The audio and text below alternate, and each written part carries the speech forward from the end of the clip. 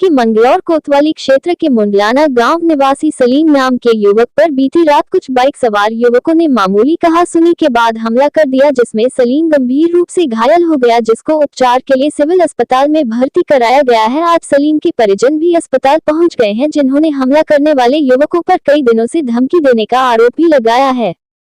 बता दें कि मुंडलाना गांव में एक ही परिवार के कुछ लोगों के बीच कहासुनी हो गई थी। इसके बाद लिंधौरा में फर्नीचर की दुकान चलने वाले सलीम को कुछ युवकों के द्वारा धमकी दी जा रही थी। बीती रात सलीम दुकान बंद कर वापस घर जा रहा था, तभी बाइक सवार कुछ लोगों ने सलीम पर हमला तो उसमें मेरा कोई भी रोल नहीं था और इसने जो है ना मुझे मारने की धमकी दी कि ये लड़ाई झगड़ा कराने का काम सलीम का है और मेरा उस झगड़े से कोई लेना देना नहीं है। मेरा पूरा गांव पक्ष में है मेरे, और जैसे ही मुझे 3 दिन से मारने की धमकी दी जा रही थी, बदला लेने की धमकी दी जा रही थी, तो मेरी फर्नीचर की दुकान है लंडरा में मैम।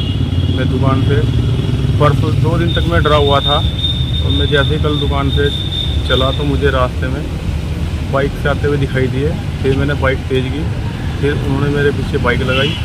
फिर रास्ते में मुझे ये नहीं पता मैम उन्होंने मुझे धक्का दिया या मारा या कैसे हुआ, मुझे फिर उसके बाद उठा के लाए घर वाले, मुझे फिर कुछ नहीं पता उसके बारे में। मैं तो फिर आज ट्रीटमेंट कराया, मुझे सुबह थोड़ी सोची आई जी।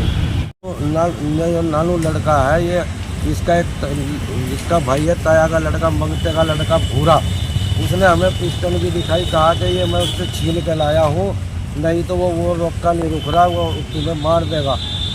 कल दोपहर में हमने कहा भाई जब मारेगा जब देखी जाएगी, हम अपने काम पर चले गए। हम मजदूरी का काम करते हैं, उधर से फ़ोन आया कि भाई काम पर नहीं आ रहे। हमने कहा भाई चलो काम पर, फिर हम अपने काम पर चले गए।